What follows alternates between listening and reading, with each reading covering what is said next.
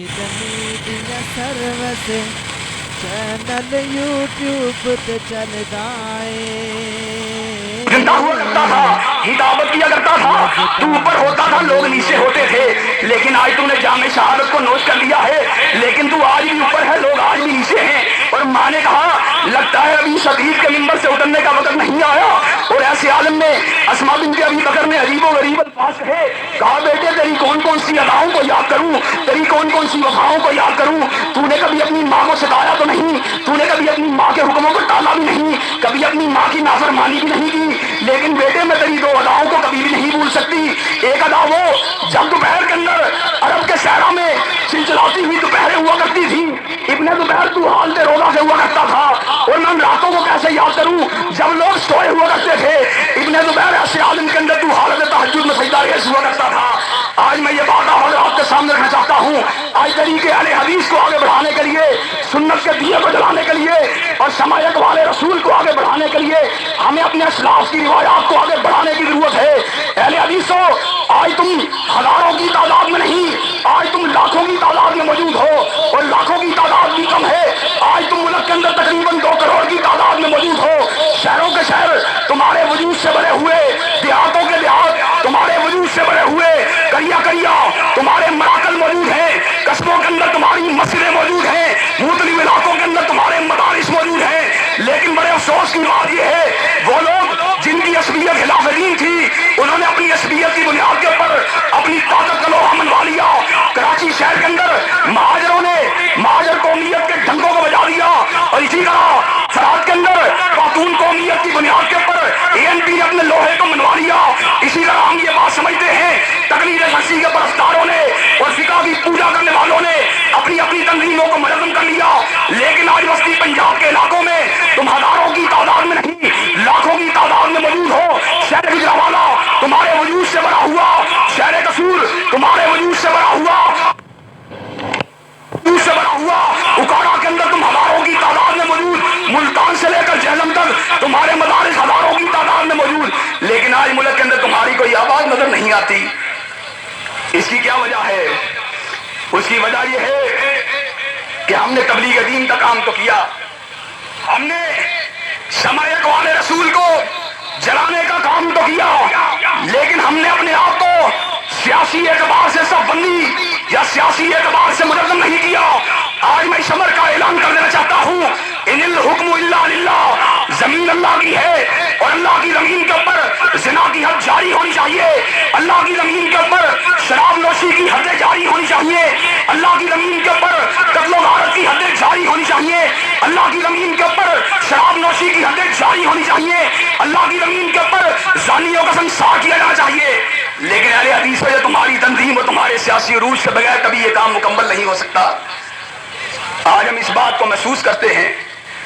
آج اس عمل کا مشاہدہ کرتے ہیں کہ ہمارے ووٹ اور ہماری تعین سے کبھی مسلم لیگ نے اپنے قلعے کو بنا لیا، کبھی پیپلز پارٹی نے اپنے محل کو سجا لیا، کبھی جماعت اسلامی نے اپنے آشیانے کو بنا لیا، لیکن تحریک عمل بالحدیث کے ساتھ وابستگی رکھنے والے، شمائیت والے رسول کو فروغ فرما دینے والے، کے شجر کو گرا دینے والے، تقلید شخصی کو مٹا دینے والے، ہم یہ محسوس کرتے رہے کہ ہم سے طاقت حاصل کرنے کے بعد ہمارے منہج کو آگے نہیں بڑھایا گیا۔ لیکن اہل حدیثوں، آج وہ وقت آ چکا ہے جب ساقی کا کردار ادا کرنے کا وقت ختم ہو چکا ہے۔ اب ساقی کا کردار ادا نہیں کیا جائے گا، بلکہ جام کو خود اپنے ہاتھ میں لیا جائے گا۔ آج وہ وقت آ چکا ہے جب مقتدی کا کردار ادا نہیں کیا جائے گا، بلکہ امامت وقت کے کردار کو ادا کیا جائے گا۔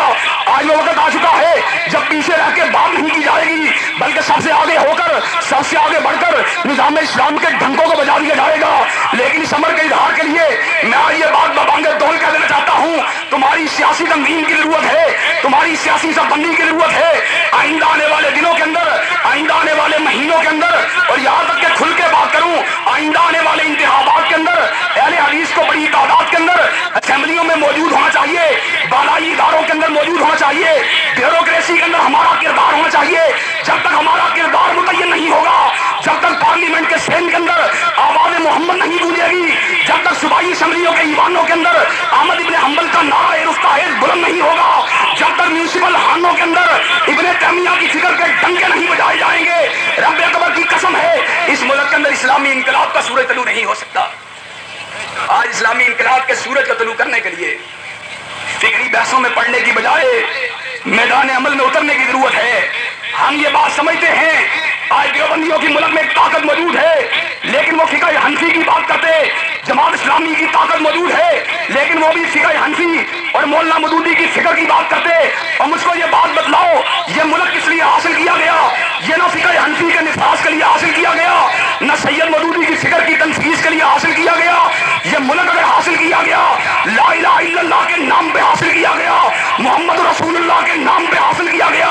آج اس ملک میں ضرورت ہے اس امر کی، مدینے والے کے ڈنکے کو بجانے کے لیے، اقوال رسول کو فیروزہ فرمانے کے لیے اہل حدیث نوجوان آپس کے اندر اس طرح پروئے جائیں جس طرح زنجیر کی کڑیاں آپس میں پروئی جاتی ہیں، اس طرح مل جائیں۔ جب ریت کے ذرات ملتے ہیں، جب بکھرتے ہیں، صحرا کی شکل نظر آتے ہیں، جب قطرے ملتے ہیں، جب پھیلتے ہیں، دریا اور سمندر کی شکل میں نظر آتے ہیں، جب مٹی کا بوڑا آپس میں ملتا ہے، ابھرتا ہے تو پہاڑوں کی شکل میں نظر آتا ہے۔ آج تمہیں پہاڑوں جیسی استقامت کا مظاہرہ کرنے کی ضرورت ہے، سمندروں کی وسعت کی ضرورت ہے، دریاؤں کے تلاطم کی ضرورت ہے، اور سمندروں کی موجیں مارتی ہوئی لہروں کی طرح میدان عمل میں آنے کی ضرورت ہے۔ وہ طوفان بن کے ابھرو، زلزلہ بن کے نکلو، تاکہ پورے ملک کے اندر ہر طرف حدیث و سنت کے ڈنکوں کو بجا دیا جائے۔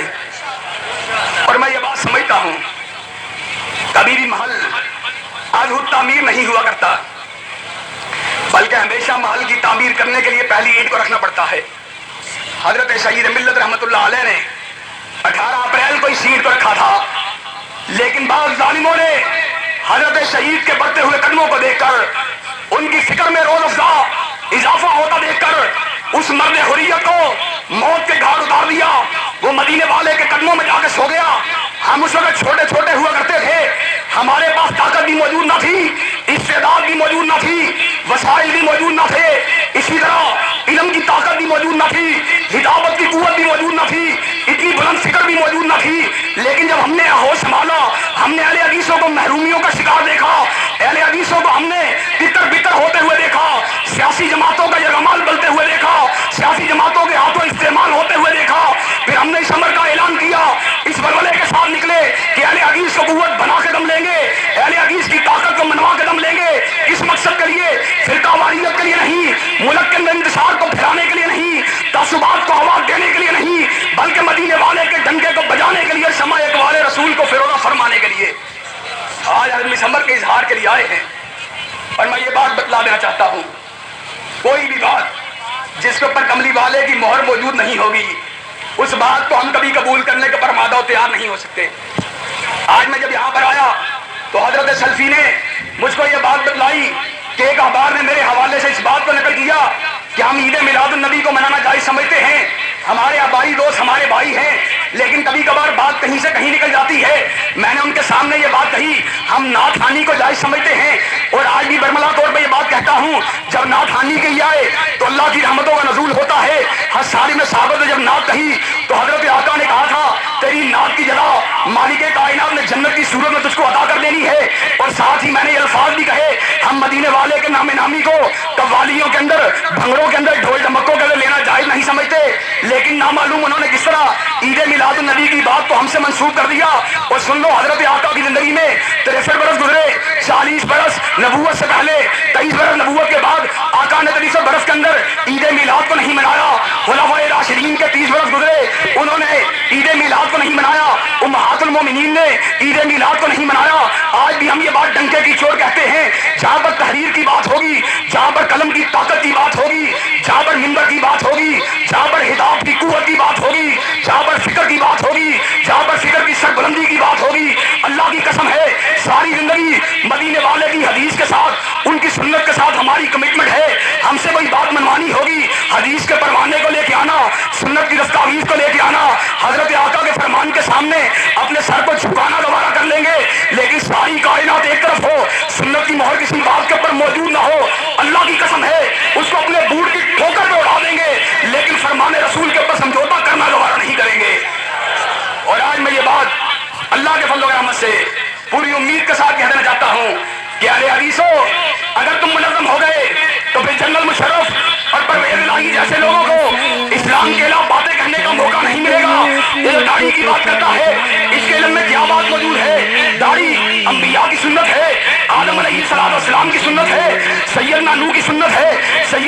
ابراہیم کی سنت ہے، سیدنا اسماعیل کی سنت ہے، کملی والے کی سنت ہے، تو کملی والے کی سنت کو نہیں مانتا، انبیاء کی سنت کو نہیں مانتا، اور جا تو پاکستان کا صدر ہے لیکن ہم تیری صدارت کو نہیں مانتے اور اسی کے اوپر بات نہیں کرتا۔ تو نے پردہ داری کے بارے میں بات کی، میں ڈنکے کی چوٹ یہ بات کہتا ہوں، پردہ داری یہ کسی فقیہ کا حکم نہیں، کسی عالم کا حکم نہیں، کسی مجتہد کا حکم نہیں، کسی محدث کا حکم نہیں، بلکہ اللہ نے یہ بات کہی، یا ایھا النبی قل لازواجک وبناتک ونساء المؤمنین یدنین علیہن من جلابیبہن۔ اور سن لو اے نبی، اعلان کر دو، اپنی بیویوں کہہ دو، اپنی بیٹیوں کہہ دو، مومن عورتوں کہہ دو، جب بھی گھروں سے باہر نکلا کریں جلباب کو اوڑھ کے باہر نکلا کریں، حجاب کر کے باہر نکلا کریں، اور تو عرض کرا کے حکموں کو نہیں مانتا، ہم تیری حکومت کو نہیں مانتے۔ اور میں یہ بات کہنا چاہتا ہوں، تمہاری تنظیم کے بعد کسی کو حضرت آقا کے فرمان کے مقابلے میں بات کرنے کی ہمت نہیں ہوگی۔ اگر آپ منظم ہو جائیں، امور ملکی کو صحیح معنوں میں شریعت کے تابع بنا دیا جائے گا۔ اور آج یہ بات کہتا تھا، ہم نے معیشت کو درست کر دیا، ہم نے معیشت کو بہتر بنا دیا۔ میں آپ سے سوال کرتا ہوں، 5 برس کے اندر 80% مہنگائی میں اضافہ ہو گیا۔ میں یہ بات سمجھتا ہوں، تم کبھی کچکولے گدائی کو لے کر IMF کے پاس جاتے ہو، کبھی ورلڈ بینک کے پاس جاتے ہو، اور میں تم کو کلیہ بتاتا ہوں، وَفِي السَّمَاءِ رِزْقُكُمْ وَمَا تُوعَدُونَ۔ ہمارے رزق کا مالک علی حجویری بھی نہیں، نظام الدین بھی نہیں، واشنگٹن بھی نہیں، جاپان بھی نہیں، ٹوکیو بھی نہیں، IMF بھی نہیں، ورلڈ بینک بھی نہیں، اور ہمارا رزق اگر آتا ہے آسمان کی بلندیوں سے آتا ہے۔ جب تک آسمان والے کے تابع دار نہیں بنو گے، معیشت کی بہتری نہیں ہو سکتی، معاشی معاملات حل نہیں ہو سکتے۔ لیکن اس سارے معاملات کو حل کروانے کے لیے اہل حدیث و منظم بھی ہو جاؤ، متحد بھی ہو جاؤ۔ اللہ کی قسم اگر تم متحد ہو جاؤ گے، حضرت شہید کے خواب میں رنگ بھرا جائے گا، حضرت اسماعیل سلفی کا تحیل زندہ اور مجسم نظر آئے گا، حضرت ثناء اللہ کی خوابیں پوری ہو جائیں گی۔ اللہ کا الحاکمین صحیح معنی میں ہم کو قرآن و سنت اور بالخصوص سنت مصطفیٰ علیہ السلام کے جھنڈے کو اٹھانے والا بنائے، اور صحیح معنوں میں ہمیں اس ملک کے اندر قرآن و سنت کے لحاظ کے لیے مخلصانہ جدوجہد کرنے کی توفیق عنایت فرمائے۔ وآخر دعوانا الحمدللہ الحمدللہ نحمدہ ونستعینہ ونستغفرہ ونؤمن بہ ونتوکل علیہ ونعوذ باللہ من شرور انفسنا ومن سیئات اعمالنا من يهده الله فلا مضل له ومن يضلل فلا هادي له واشهد ان لا اله الا الله واشهد ان محمدا عبده ورسوله اما بعد فان خير الحديث كتاب الله وخير الهدي هدي محمد صلى الله عليه وسلم وشر الامور محدثاتها وكل محدثة بدعة وكل بدعة ضلالة وكل ضلالة في النار۔ حضرات گرامی قدر، میں نے آپ کے سامنے تحریک عمل بالحدیث کا تھوڑا بہت تعارف بھی کروایا اور حدیث و سنت کے دفاع کے لیے اکابرین اہل حدیث کی محنتوں کا ذکر بھی کیا، اور دور حاضر میں ہمارے اوپر جو ذمہ داریاں عائد ہوتی ہے کچھ اس طرف بھی اشارے کیے۔ انشاءاللہ العزیز آخری خطاب کے اندر دوبارہ 15-20 منٹ آپ حضرات کے سامنے مستقبل کے واضح لائحہ عمل کے حوالے سے اپنی چند گزارشات کو رکھنے کی کوشش کروں گا، اور جمعے میں موجود احباب اس بات کا وعدہ کریں کہ اہل حدیث دانشور، اہل حدیث علماء، اہل حدیث محدثین جو بڑی تعداد میں آپ سے خطاب کرنے کے لیے آئے ہیں، آپ سارے کے سارے ان کے خطاب کو سن کے جائیں گے۔ آپ وعدہ کریں سارے کے سارے سن کے جائیں گے انشاءاللہ العزیز۔ آپ یہ بات محسوس کریں گے کہ آئندہ کے بعد جمعیت اہل حدیث کے پلیٹ فارم سے صرف اور صرف ایسی باتیں نہیں ہوں گی جن کا تعلق قول سے ہوگا، بلکہ ہم اپنے قول کو عملی رنگ دینے کی کوشش کریں گے۔ آپ حضرات کے سامنے جمعیت اہل حدیث پاکستان کا 6-7 مہینے کا ریکارڈ موجود ہے۔ 22 اگست 2004 کے اندر جمعیت اہل حدیث کی بنیاد پر رکھا گیا۔ الحمراء ہال کے اندر چند سو نوجوان دوست ساتھی موجود تھے، لیکن آج میں یہ بات محسوس کرتا ہوں جو ایک دور میں حضرت شہید نے کہی تھی کہ گئے دن کے تنہا تھا میں انجمن میں، یہاں اب میرے رازداں اور بھی ہیں۔ اور میں یہ بات سمجھتا ہوں اگر رازدانوں کا یہ قافلہ اور ذہنی ہم ہنگی رکھنے والے دوستوں کا یہ قافلہ جانب منزل روا دوا ہو گیا تو وہ دن دور نہیں جب حضرت شہید کی یہ بات پوری ہوگی کہ اٹھو اہل حدیثو، زمانہ تمہارے قدموں کی چاپ کا منتظر ہے، اس نے تمہارے قدموں کی آہٹ اپنے کانوں کو لگایا ہوا، زمانے کو بتلا دو کتاب و سنت کے فدائی آ گئے ہیں۔ آج میں ملک بھر کی مذہبی اور سیاسی جماعتوں کو اس حوالے سے یہ پیغام دے دینا چاہتا ہوں، جہاں پر اسلام کی بات ہوگی، جہاں پر آمریت کے خلاف مورچہ لگانے کی بات ہوگی، جہاں پر شخصی آزادی کی بات ہوگی اور جہاں پر اسلامی نظام ہے جمہوریت کی بات ہوگی ہم تمہارا ساتھ دینے کے لیے آمادہ اور تیار ہیں. اور کوئی یہ بات نہ سمجھے اہل حدیث اسلامی جمہوریت کے محارف اور آمریت کے پروردہ ہیں. ہم یہ بات سمجھتے ہیں ہر دور کے اندر ہر زمانے کے اندر اسلامی حریت فکر کے لیے آزادی اظہار کے لیے لوگوں کے حقوق کے لیے سب سے زیادہ آواز اگر کسی نے اٹھائی ہے تو علماء اہل حدیث نے اٹھائی ہے. ہم ہر دور کے اندر آمریت کے خلاف مورچہ لگانے والے آئندہ کے بعد ہم سب بندی کر کے پارلیمانی جدوجہد کے اندر بھی اپنی قوم کو شریک کریں گے. ملک کے اندر لاکھوں کی تعداد میں موجود ان لوگوں کے حقوق کو ان تک واپس لے کے آیا جائے گا. آئندہ کے بعد یہ کسی کے یرغمال نہیں بنیں گے. آئندہ کے بعد کوئی ان کا استحصال نہیں کرے گا. آئندہ کے بعد یہ کسی کے ہاتھوں استعمال نہیں ہوں گے. میں اہل حدیث نوجوانوں سے اہل حدیث بوڑھوں سے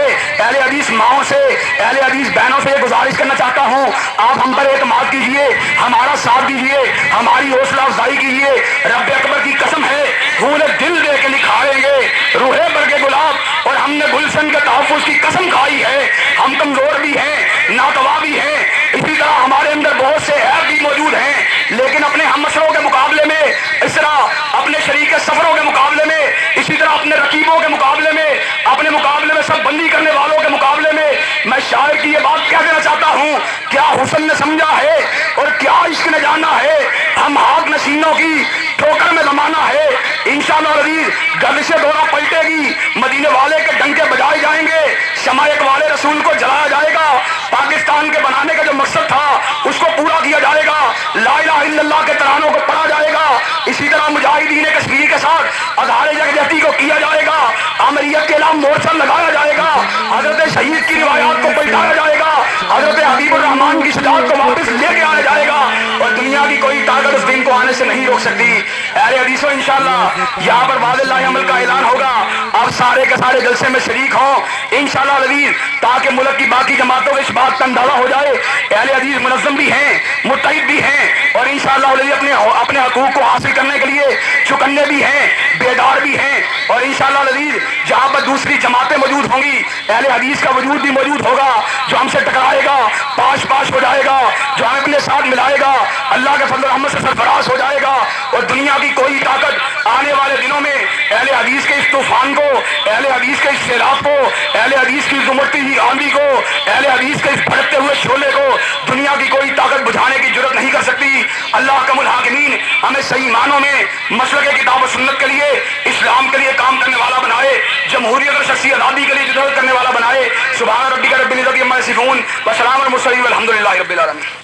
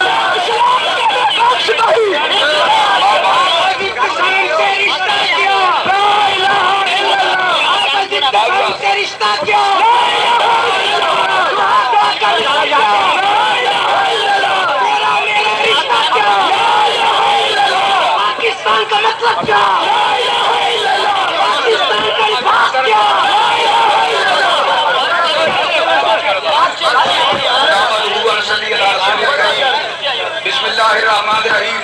والذی ارسل رسولہ بالہدی ودین الحق لیظہرہ علی الدین کلہ. احمد ابن حنبل کے بیٹو ابن تیمیہ کے ماننے والوں ظہیر کے شہیدوں حبیب الرحمان کے فرزندوں آج مینار پاکستان کے سائے تلے تمہارے عظیم الشان اجتماع نے اس بات کو ثابت کر دیا ہے وہ دن دور نہیں جب اسلام آباد کے اوپر بھی پرچم اگر لہرائے گا کالی کالی والے کا لہرائے گا اور میں یہ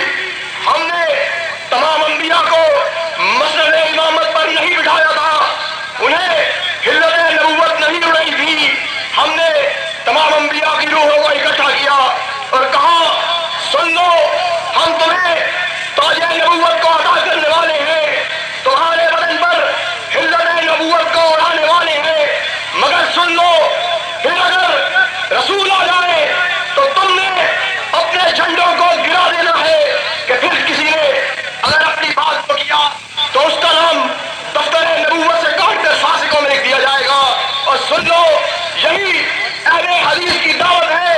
جب تک اہل حدیث کا ایک بھی بچہ زندہ ہے وطن عزیز میں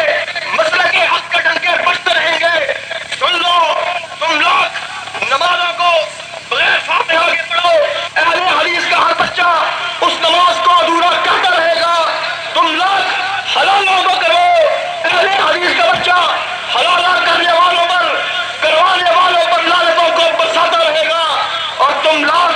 اس بات کا اعلان کرتے ہو ہماری نماز بغیر رفع دین کے ہوتی ہے. اہل حدیث کا ایک ایک فرزند جب تک زندہ ہے ہم اس بات کا اعلان کرتے رہیں گے بغیر رفع دین کے پڑھی جانے والی نماز اس نماز کو ادھورا کہتے رہیں گے. اور تم لوگ اس بات کا اعلان کرو, فتاواں کو لے کے آؤ, نکاح بغیر ولی کے لیے تم ہائی کورٹ کے فیصلے کو لے کے آؤ. سن لو رب کعبہ کی قسم ہے تم ایک ہائی کورٹ کے فیصلے کو لے کے آؤ, اور ہائی کورٹ نہیں تم سپریم کورٹ کے فیصلے کو لے کے آؤ. اور سنو ہم پر توہین عدالت کے مقدمے کو چلاؤ. جب تک ہم زندہ ہیں ہم اس بات کا اعلان کرتے رہیں گے. دنیا کی تمام بادشاہتیں ایک طرف, میرے آقا کا فرمان ایک طرف, اور آج یہ اہل حدیثوں کا ٹھاٹھے مارتا سمندر. مجھے بابا شہید کی پیشین گوئی یاد آ رہی کہ سن لو لوگوں سنو, یہ صدی اہل حدیث کی صدی ہے, یہ زمانہ اہل حدیث کا زمانہ ہے. رب کعبہ کی قسم ہے آج تم لوگوں کے جذبے کو دیکھ کر میں اس بات کا اعلان کرتا ہوں وہ وقت دور نہیں جب پاکستان کی فضاؤں میں پرچم مگر لہرائے گا تو مسلک حق اہل حدیث کا لہرائے گا. واحد دعوانا الحمدللہ رب العالمین. کریم رسول الکریم. حضرات گرامی, امیر سیالکوٹ نے مولانا عطا اشرف صاحب نے اپنے خطاب میں چوروں کے ہاتھ کاٹنے کا ذکر کیا تھا. اہل حدیثوں کچھ ایسے چور بھی ہیں جنہوں نے تمہارے حقوق کو چوری کیا, تمہارے حقوق کے نقصان کی. انشاءاللہ تعالی ہم نے اپنے ساتھیوں کے ہمراہ اہل حدیث کے حقوق کو حاصل کرنا ہے اور ان چوروں کا محاسبہ کرنا ہے جنہوں نے 18 برس تک ہمارے حقوق کو چوری کیا. اللہ کے فضل و کرم سے ہم اپنے قیدین کی قید میں مولا سلفی صاحب کافی عرصہ سے اس بارے میں کام کر رہے ہیں. انشاءاللہ تعالی ہم سب مل کے اپنے حقوق حاصل کریں گے اور پوری دنیا میں پاکستان کی طرف انشاءاللہ ہماری گواہی دیں گے انشاءاللہ تعالی. اللہ نے کتاب و سنت کی نشر و اشاعت کا مثالی ادارہ کے شیخ ہندی مارکیٹ لاہور, آپ وہاں پر رابطہ کریں کیونکہ میری تمام تقریریں جو میں پورے ملک میں کرتا ہوں توحید کے موضوع پر, شان قرآن, سیرت النبی, معراج النبی, حقوق الوالدین, حقوق الزوجین, عزیز و اقارب کے حقوق, اولاد کے حقوق, فکر آخرت, عظمت صحابہ, نماز کی اہمیت, جذبہ جہاد, ان تمام مضامین پر میری کیسٹیں بھی اور تمام علماء اہل حدیث کی آڈیو ویڈیو سی ڈی حاصل کرنے کے لیے آپ دارالہدا کے ساتھ رابطہ قائم کریں. دارالہدا یہ عظیم الشان نشر و اشاعت کا مرکز ہے. مثبت اور تعمیری سوچ کے حامل افراد کے لیے